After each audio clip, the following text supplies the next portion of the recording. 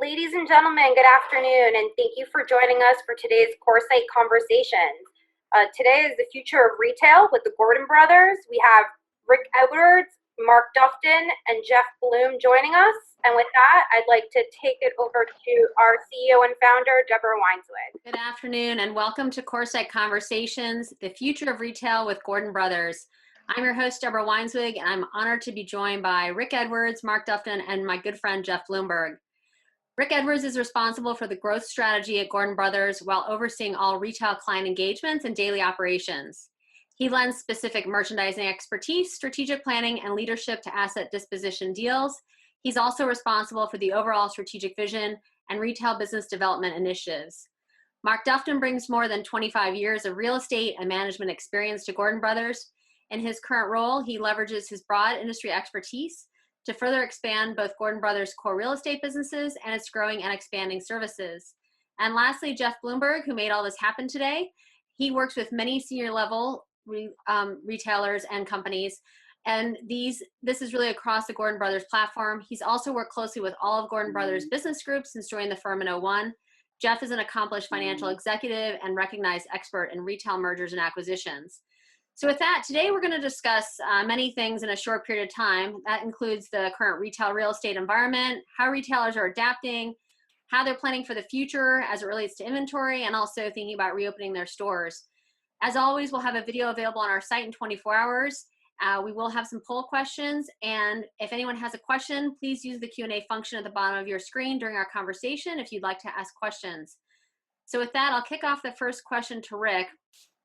I would say that we've spent more time in the past week, which is a positive, talking about the restart, the reopening.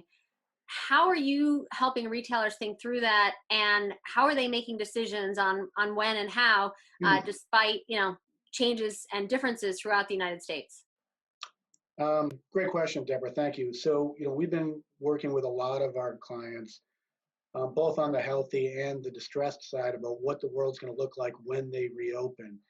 Clearly it's a unique environment. COVID is something that no one's ever really anticipated before. Stores were forced to close on a very quick but rolling basis. And how the restart is going to occur is really, something that we're continuing to evolve our thoughts on. But, first and foremost, we do know that as retail begins to open, and we're seeing some of our clients begin to open stores on a rolling basis, depending on the state mandates and the jurisdictions. But the number one issue is trying to get a core group of stores open. Certainly not every store in a chain is going to open at once, but in all instances, they're preparing, and we're working with them, our operations teams and our merchants, to discuss what it looks like when they do open a store. A lot of what we're seeing from our clients is essentially they're understanding that the social distancing protocols are going to need to stay in effect, that there will be a different level of normal within the store environment.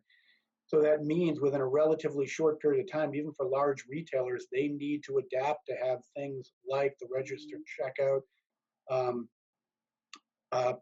systems in place in order to have like the plexiglass shields, whether or not the employees are going to wear masks, the 6-foot separation, the tapes on the floor. So virtually all of our clients are looking about what it looks like when they open the store, and they're prepared to open. And I think they've done pretty much a good job during this interim of spending a lot of their focus on what it's going to look like when they do open up, and we're working with them. And it is sector specific, but clearly we're seeing that there is a push to get them up and going, and that they know there's a new normal out there.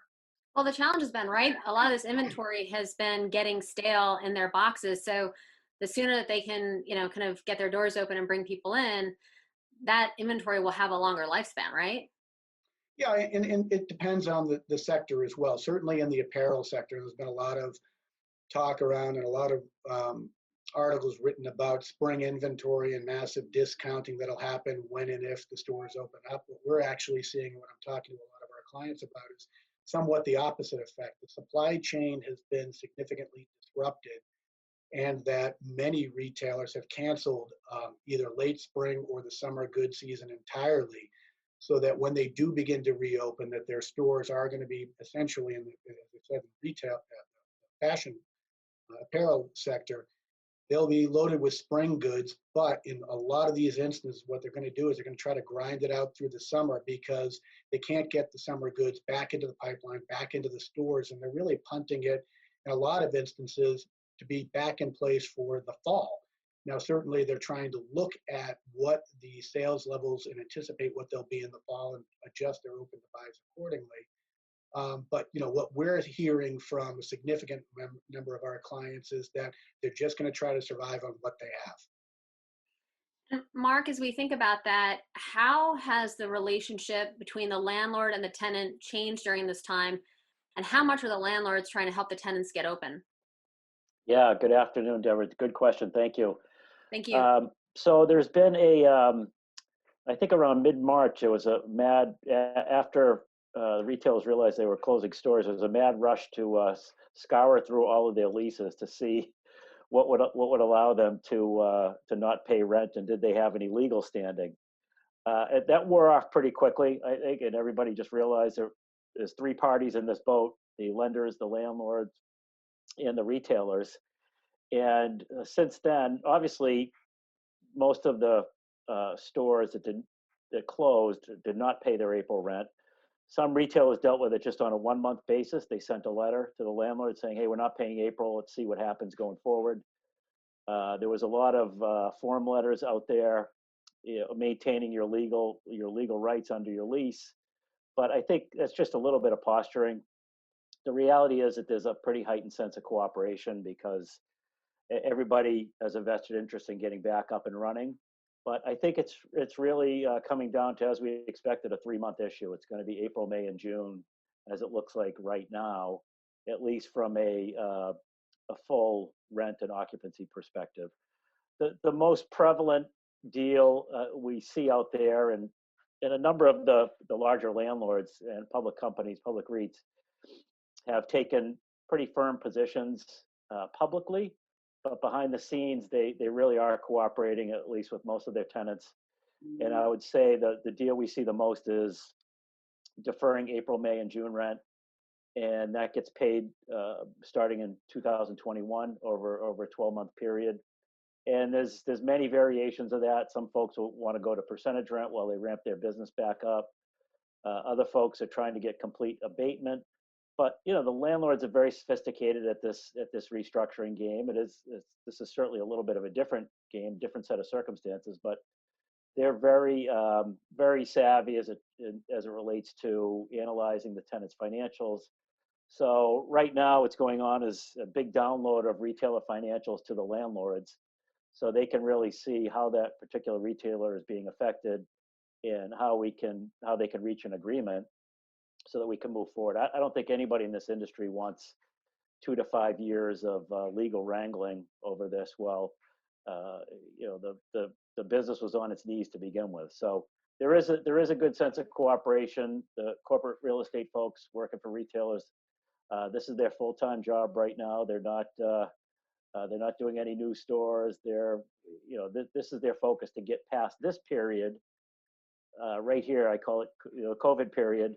And then take a long, hard strategic look at your portfolio going forward. And there's myriad factors involved in that, and I think they'll take a more sophisticated analytical approach to their real estate portfolios. So Mark, you talked about, right, let's call it April, May, and June rent, which is deferred, most likely not abated. Right, that's a lot of pressure on the landlords. Sure. I've not heard that much discussed in the press around the future of the landlords, the future of the malls. I mean, Yeah. depending on whose numbers you look at, we have like 1,100 malls. I mean, is there a risk that some of these malls don't make it? Yeah, I think certainly the malls that were troubled to begin with, the B and C malls. We have about 1,100 malls in the country. We thought initially that number would go down to 700 over time. That number could probably be lower. This could hasten that, because I would say in those malls, 100% of those, the B and C malls, 100% of those retailers didn't pay. So yeah, I think you could see an acceleration of the conversion or the elimination, if you will, of some of those malls. I mean, they were on a path, Deborah, before that. But this will certainly expedite This will that. hasten it. Yeah. And Jeff, if you think about, right, those stores that were maybe already destined to close, do you think that we see an acceleration in that? Do you think they reopen? What do they do with their inventory? Do they bring their inventory back to the DCs, the warehouses? What do you think happens? No, I think in general, they're going to reopen initially because the best way to monetize the inventory that they have in the stores and in the whole chain is through store either closing sales or in the stores themselves. It costs them more to redistribute the goods among the chain. And lastly, the slow moving inventory that they have is just going to be compounded by trying to do so. So they're much better off clearing the merchandise through the stores. Now, what happens in a little while or in a month or 2 months is another issue. The stores that are targeted for closing, I think clearly will close, as well as an evaluation, certainly over the next 4 to 6 months, on which bubble stores really don't make sense anymore. I don't anticipate that the volume and the retail sales in stores, given what's happened in China and elsewhere where it's opened up, will get back to normal for a while, probably not until the fourth quarter of this year or the first quarter of next year. And Rick, as you think about inventory, whether it's, summer versus holiday or however you want to think about it, the next season versus before holiday starts, what do those goods look like? Is that leftover spring? Have retailers accelerated summer, brought in fall? What's happening from that perspective? And how does that also impact the consumer's experience? So, as I mentioned earlier, clearly the goods that are, as it relates to apparel, hard goods are a little bit different. They have a longer shelf life. It's core basic merchandise where the intrinsic value doesn't diminish over time unless it's truly seasonal based. But as it specifically relates to apparel, clearly they were in some ways fortunate that they had gotten through, most of the retailers had gotten through their winter clearance program to a large degree, and they were left with what I'll call their core spring. Their core spring, while it may not be, the right color, the right weight, it's still somewhat appropriate for the summer season. And, up until they can get what I'll call the back to school, and that's what a lot of them are banking on, is can I get back into business for back to school, which typically kicks off in, early August. Can they get the inventory through the supply chain? Can they get it into the stores? Is it the right mix?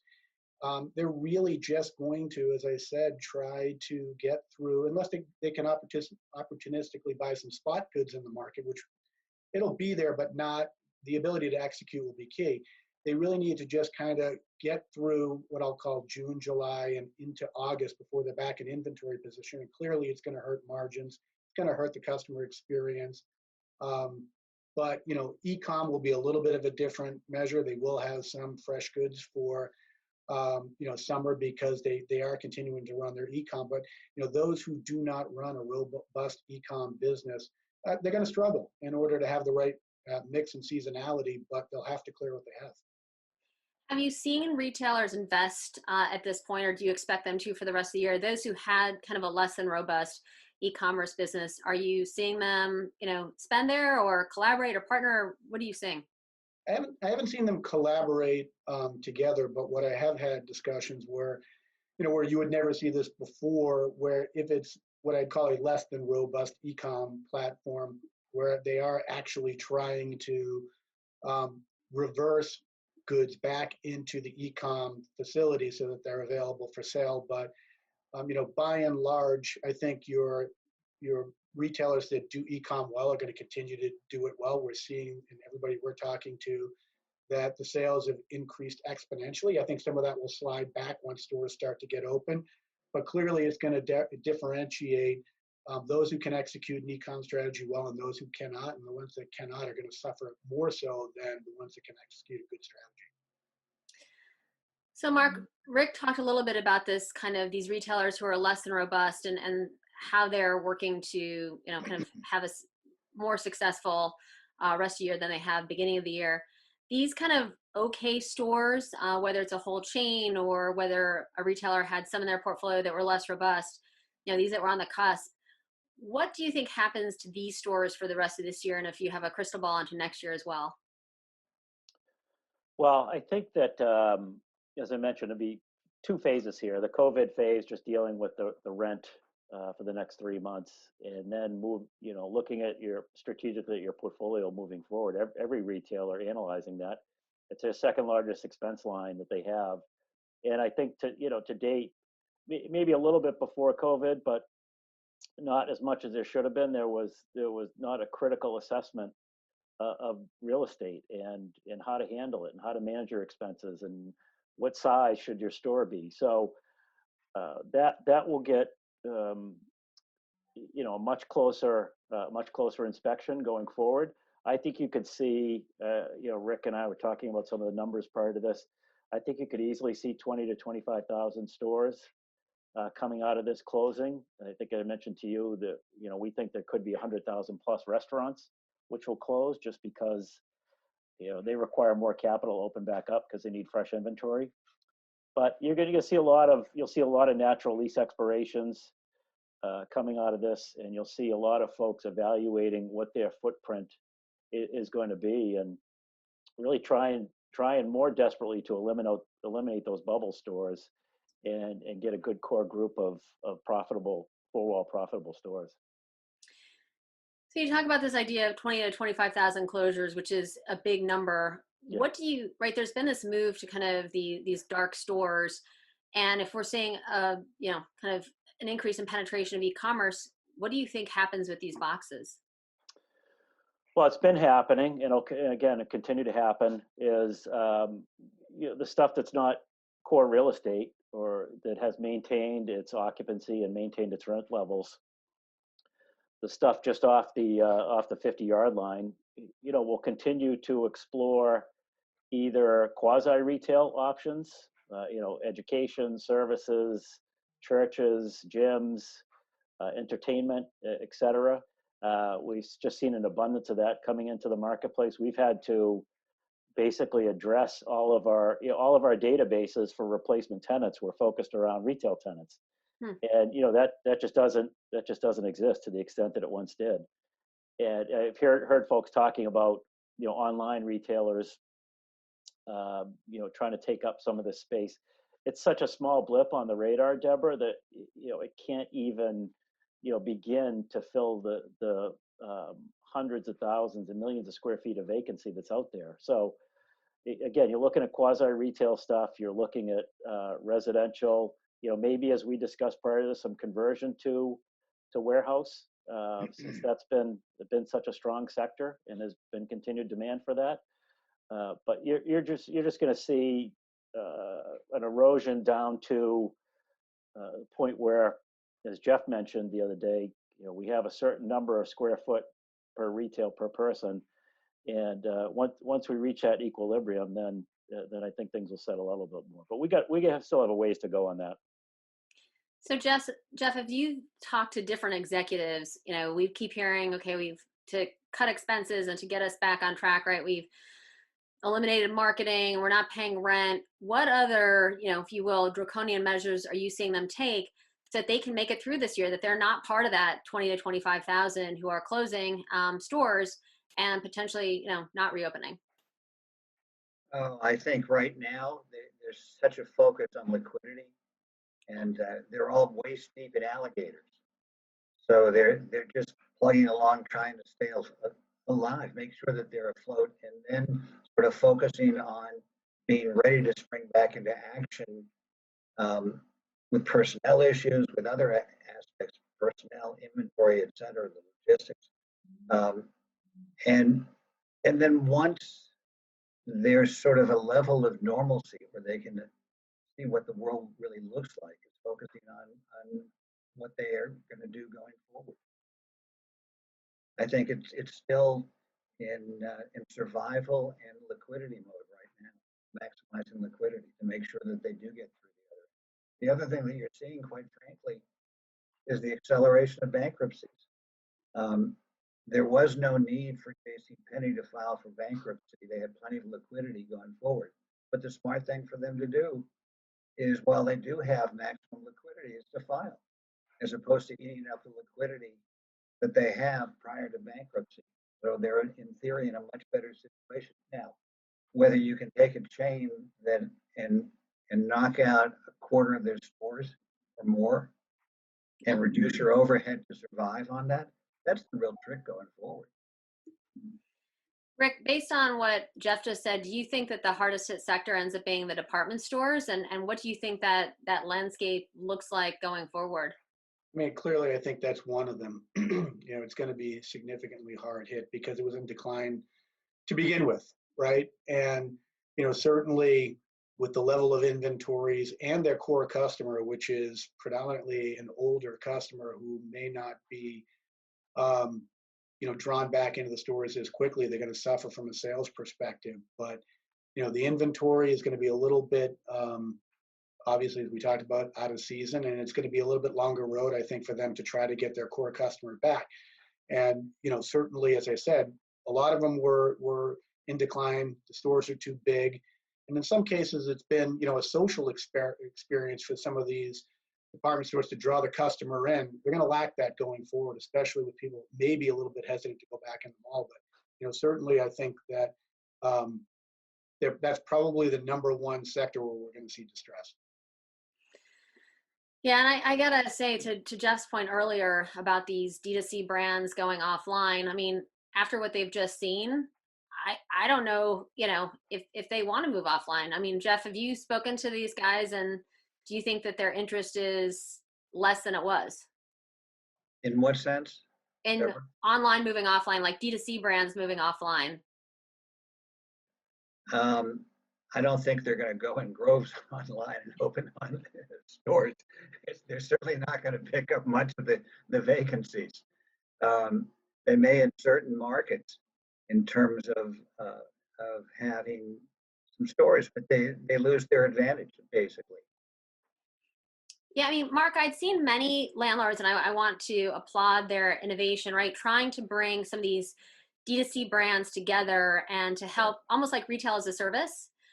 I think that went okay in some cases, but Yes, yeah. and it goes back to Rick's point, right? I mean, retailers, I think D2C collaborate better, but retail by its very nature, because of low barriers to entry, it's difficult. What do you see as some of these experiments, kind of with these, D2C brands together, these mashups, or what do you see as the future, and how can they work with some of the landlords to, really have a lot of brand reputation and strength without a lot of cash outlay?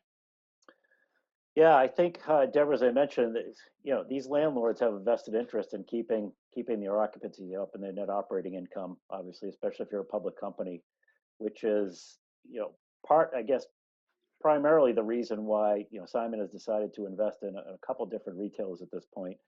Obviously, they have more extensive resources than most.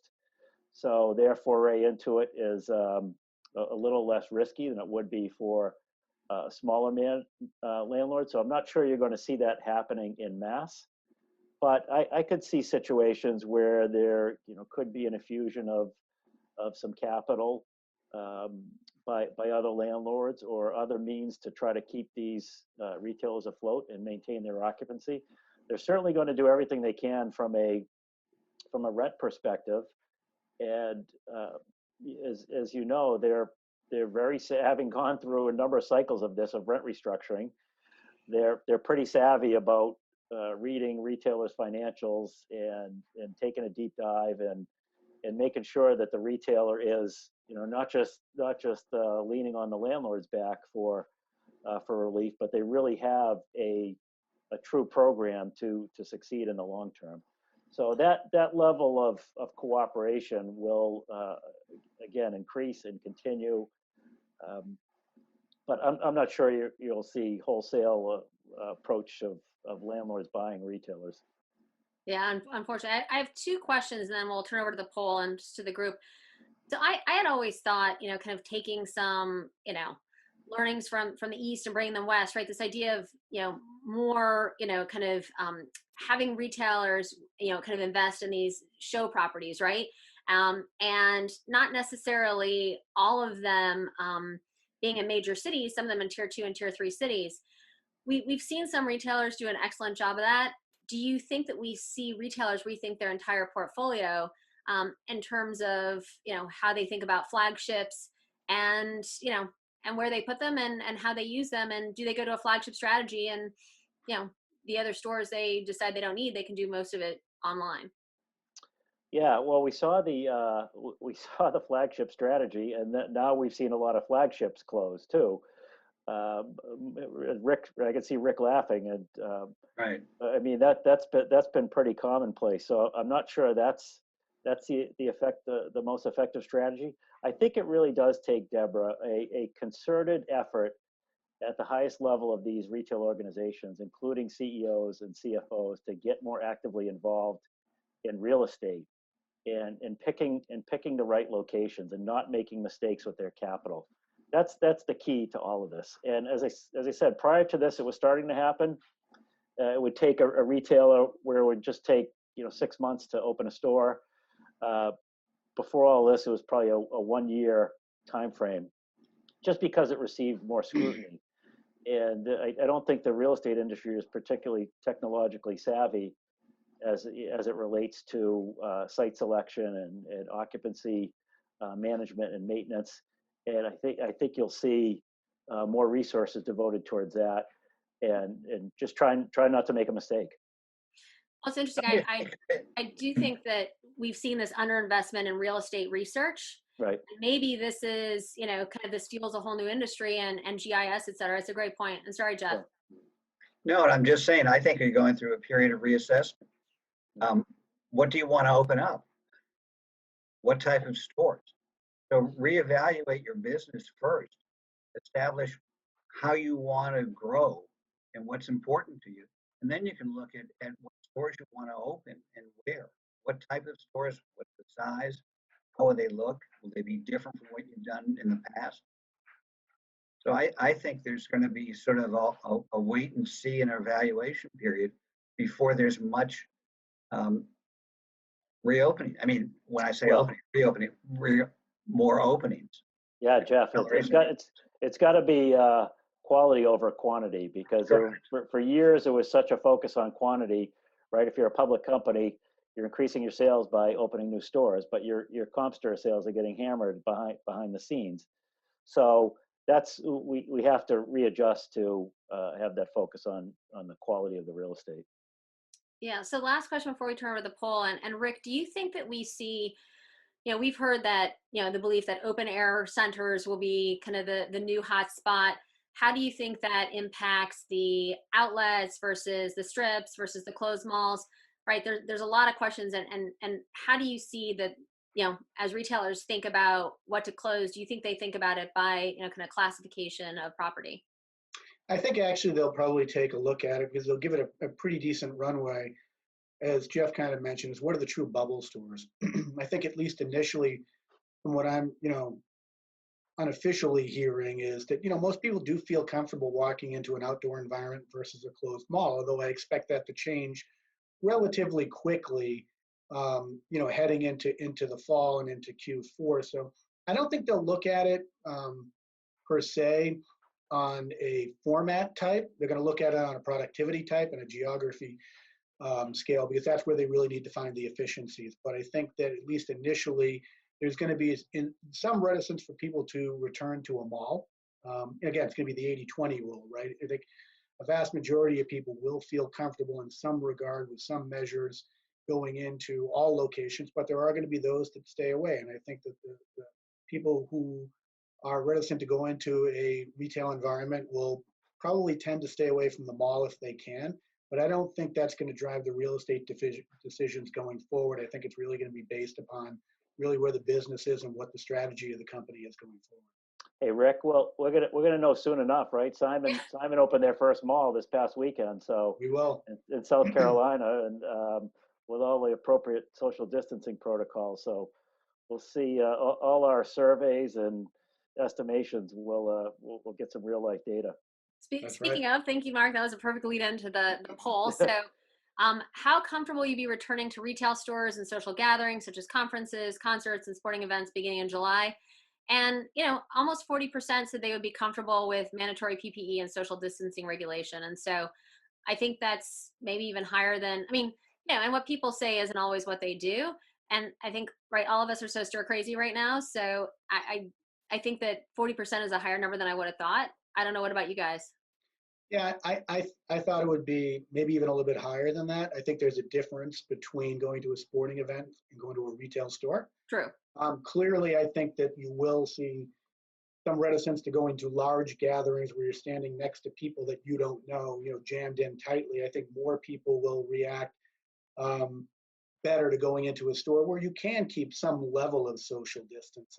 I find it interesting to see how many people think 6 feet is actually like 20, right? So, 6 feet is actually not that big a space, but clearly, I think that people, and it could come also to the benefit of the retailers, where if you're not doing the large spend on a sporting event, or going out to a higher end restaurant, that they may be willing to spend in a retail environment, especially, and I think we talked earlier, as it's geared towards the home. In all instances, whenever we see any level of economic distress, there is a flight to home, whether people can do small gatherings at their home, they want to spruce up their homes because they're sick of looking at the four walls and saying, I need to redecorate.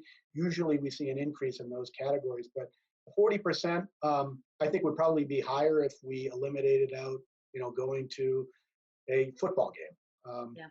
But I think you also, if you look at it by age, I think you'll see a major difference. Younger people will skew much higher in terms of it, older people much less. Yeah, no, that makes a lot of sense. All right, the second question: with retail stores closed, consumers have been shopping more online. How have your retail habits changed? 45% said they've been purchasing items online for delivery, but will return to retail stores once they reopen. That's actually consistent. We talked with one of the largest grocers who said they had gone from kind of 2% online to 12%. They expected to give about half of that back when, everything went back to business as usual. What do you guys think about that answer? Well, that's still a big number, though, right? Even if you give half of Yeah. it back, right, Deborah? I mean, you're talking about a very low margin business in the grocery store, in grocery stores, and I did just see that Instacart is hiring, several 100,000 people. So, they may, I assume they have better data or assumptions than we do, but I think it could fundamentally change the grocery business and more importantly, as Jeff mentioned, the grocery anchored retail real estate, which has been sort of the core property for retail real estate for many years. And I think that if that could be, I'm generally pretty bullish on retail real estate once it reaches its equilibrium, but that could be a game changer and be really catastrophic to start wiping out a bunch more grocery stores, because delivery has become the norm or more commonplace, or just a much bigger piece of the pie. I think the number of visits may change. People will go into stores, but I think the frequency with which they do go into stores and shop in brick and mortar may But change. Jeff, you bring up a good point, right? Because the average customer goes 2.1 times a week to a grocer. If they go, maybe it's once every 2 weeks, those are some pretty big changes in terms of dollars spent in a store. I don't think you never visit a grocery store again. I think far from it. But I do think maybe the dollars you spend there will change pretty significantly. So I agree with all you guys. All right, last one. Do you foresee mall formats changing? Yes, they will shift to lifestyle centers versus shopping destinations. It's about 55%. I also heard this idea that, I've heard some pretty, I'm sure, really draconian numbers in terms of the 1,100 malls, kind of those that will stay open. But I have heard this idea that a lot of them will turn into town centers and, kind of be much more social. So I don't know. What do you guys think? When do you feel comfortable congregating? I think that's the whole question. If you feel comfortable congregating with people either whom you don't know or know very casually, then you can have much more of a community orientation. If you don't feel comfortable congregating with them, it's not going to be very effective. I just as an example, I think the Market by Macy's was a brilliant concept at the time it was initiated. It's not such a good, because it really takes away, it stimulates business without being price promotional. So they're trying to do wine tastings. They're doing a number of other community-oriented events, which I think is the way they should be going. The problem is in the covirus, in this environment, is that effective? Do I want to go with a bunch of people I don't know and have a wine tasting? Yeah, no, it's a great Well, point. Deborah, I would just say from a real estate perspective that we've seen some great conversions to lifestyle centers, which have been very successful. Unfortunately, it's just not the solution across the board. There's a lot of centers that you still have to have demand for the services and for the retail and for the entertainment to be able to do this conversion. In a lot of these cases, the markets have moved away from some of these older malls and some of these B and C malls, and there's just not the demand there. So that stuff will again be completely shut down, or turn into housing, or something else. So it sounds great to talk about these lifestyle centers, but it's going to apply to a relatively small percentage of the malls. And look, once you have a vaccine and people feel comfortable, and if you can get life back to what was the old norm, then I think it's fine. But it's until that happens, I don't see it working very well right now. Great. So we have many questions that came in.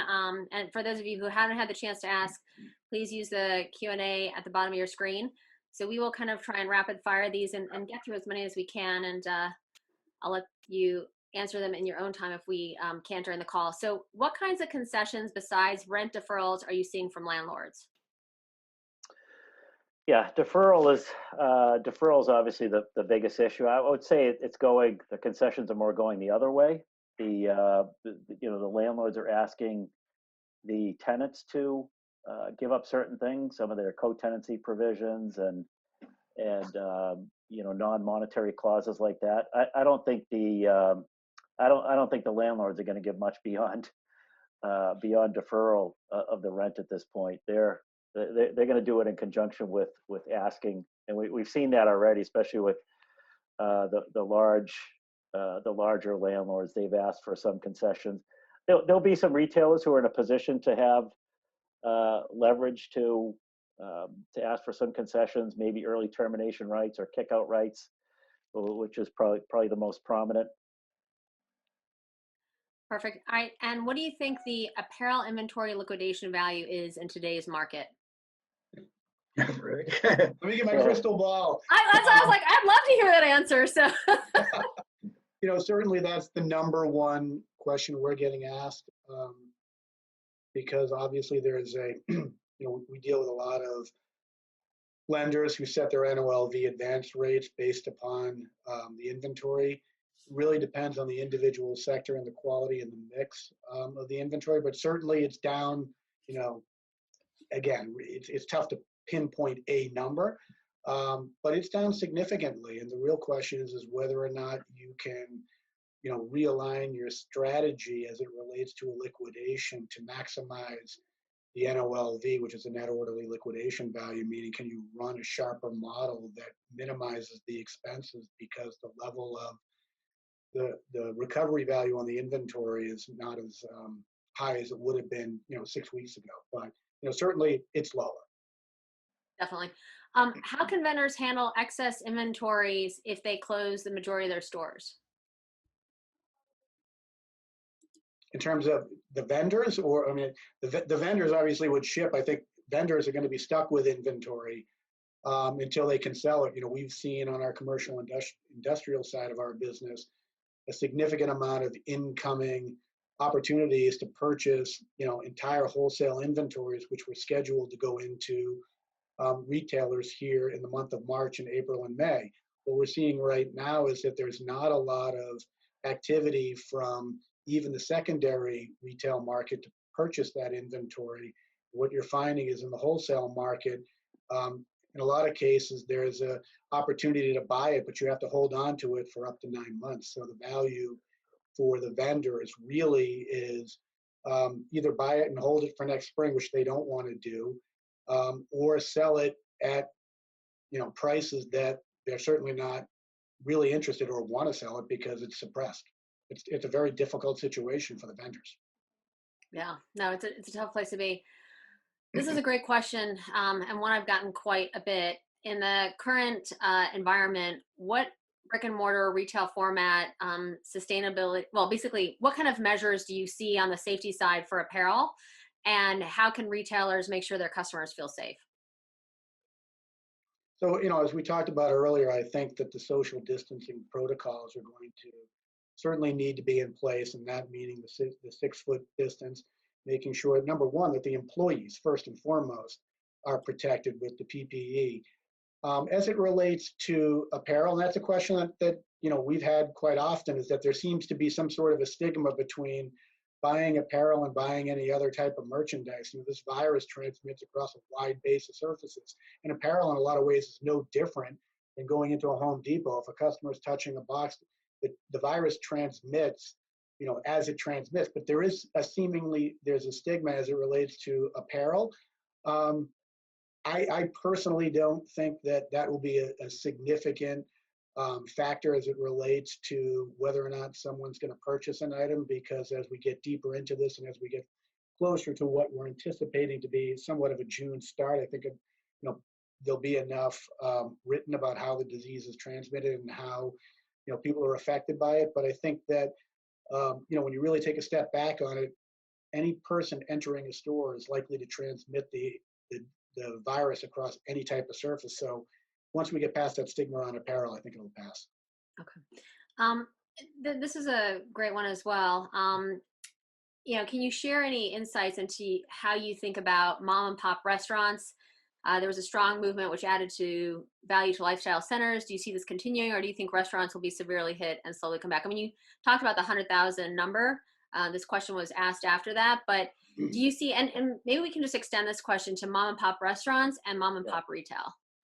Yeah, I would say so. Of the restaurant closings, I think the hardest hit will be a lot of the casual dining and a lot of mom and pop restaurants. They've been relying on PPP and takeout delivery, and that is not going to carry them very far. So as their cash flow dwindles, as I mentioned, trying to get back up and running is going to be very difficult for these folks.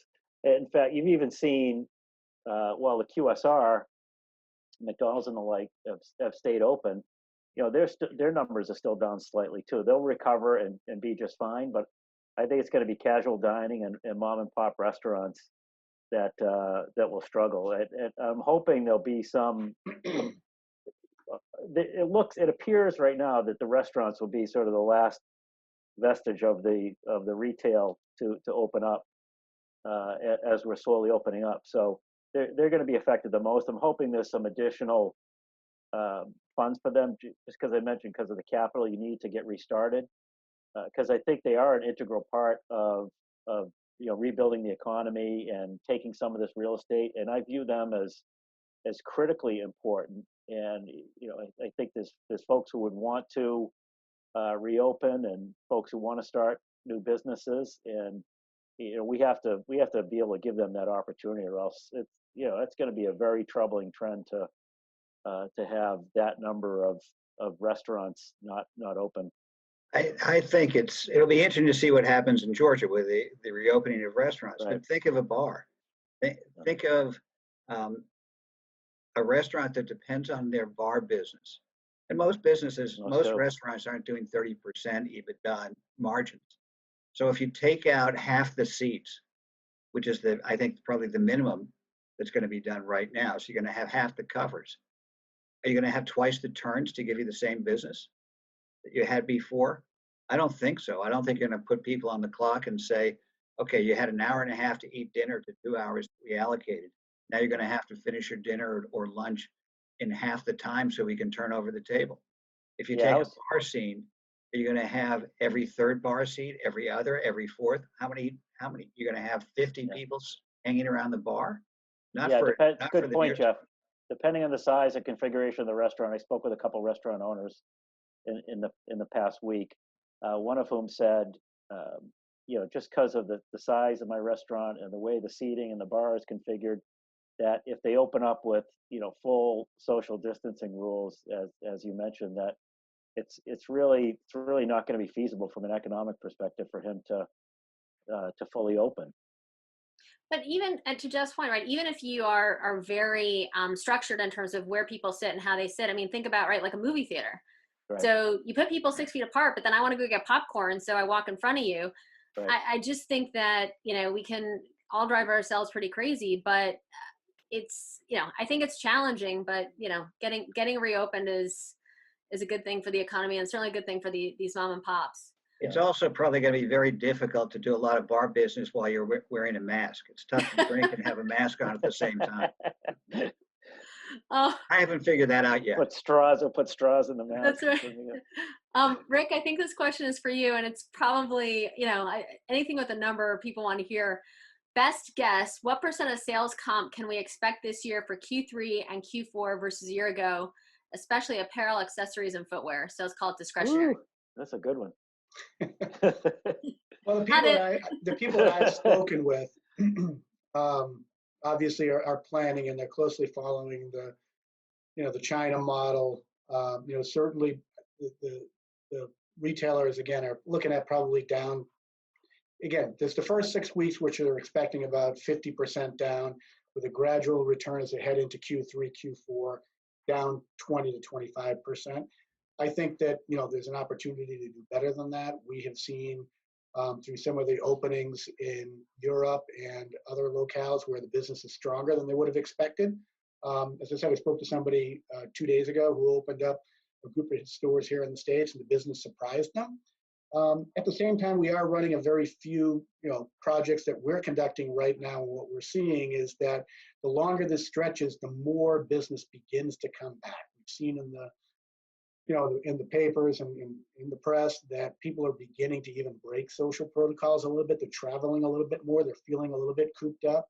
I'm optimistic that it's certainly not going to be flat. There'll definitely be a decline, but we're penciling somewhere between 20 and 25% down into Q4. And I think Q4 is the wild card right now. How are people going to react? What's the outlook look like? And, again, it really gets to holiday shopping. People are going to want to get out there. Yeah, I mean, we're hearing, as much as this helps, that many retailers are buying, 50% of what they bought in 2019 with the idea that they can chase it. And that to me is hey, there's no reason everybody shouldn't approach the holiday season like that every year, because, it would lead to a much cleaner kind of break post-holiday. But we are hearing, I'd say, a lot more planning go into it and a lot more thought around, holiday. All right, so last question. And there are like about 30 left, but I will email those to you guys afterwards. What do we think in terms of holiday? If we kind of are on this time frame that we think, we're back up and running in July, do we think that the consumer is optimistic, positive, upbeat, or what do we think, and what categories and what types of retail? I'm trying to put like 9 questions together. So we got asked about like fast fashion. You already talked about department stores. But what kinds of retailers do we think will do well? And do we have an estimate just for the holiday season, which let's call it November, December? Who wants to go first? I'm going to ask a question, Rick. which is, what do you think is going to happen to the experience? There was a drive before this in the last several years for experience. People were spending more money on holidays for different experiences, et cetera. Okay. If they spend less money on experiences because they don't want to travel as much, they don't want to be in large environments, they don't want to be in concerts, movie theaters, ball games, et cetera. What's that do to their disposable income? How do they reallocate that? Well, it's interesting. I'm going to answer a question with a question. It's right. The same question in terms of food at home versus food away from home, right? And food at home is significantly less expensive than food away from home. So there are a lot of shifts that are happening that are giving people more money, right? Even with the unemployment situation, which is definitely not a positive, but they are finding kind of these pockets with which they can spend, and whether it's less spent on experiences, food away from home is an experience. So like I said, I'll answer your question with a question, and then Rick and Mark are on the hook. Yeah, and I talked about it earlier. Certainly the categories where we see opportunities is anything associated with home and home entertainment. Clearly with, as Jeff mentioned and Mark talked about it, the decline in just restaurants because of the social distance protocols. coupled with people's reticence to go outside in large crowds, you're going to actually focus on in-home entertainment. So, I would expect to, and we've seen this in the past. Now, granted, COVID's a little bit different, and I think it even adds more weight to it, that, when there's economic disruptions, people will tighten their belts, spend more time at home with smaller gatherings, entertain friends and family. And when they do that, they want their homes to look nice. If they're cooking more, they're going to want to have the right utensils, the right cookware, et cetera. So I would expect to see, domestics, home decor, small electrics, cookware, all of that type of stuff, see at least, a decent bump, whether that be in brick and mortar or online. But at the same time, brick and mortar is going to suffer. Again, I mentioned the 20 to 25%. That's kind of across the board, but I think some categories will be lower than that. I think fast fashion, which in a lot of cases relies on mall traffic because they're located quite often in mall environments, is going to suffer because there has been a disruption in that supply chain. It's not easily rectified. But again, the categories that I look at are, as I said, the home, anything related to the home and entertaining at home. And I would expect to see, apparel, we talked about it ad nauseum. That's what's going to suffer the most. Right. Well, thank you guys so much. Like I said, there's still a long list of questions. I have many questions. Hopefully we can do this again. This was great. Thank you so much for your time and your insights. Everyone really appreciates, and thanks for joining Coresight Conversations. We appreciate it. Thanks. Thank Have you. a great day. Thanks. Thank you. Stay safe, everybody.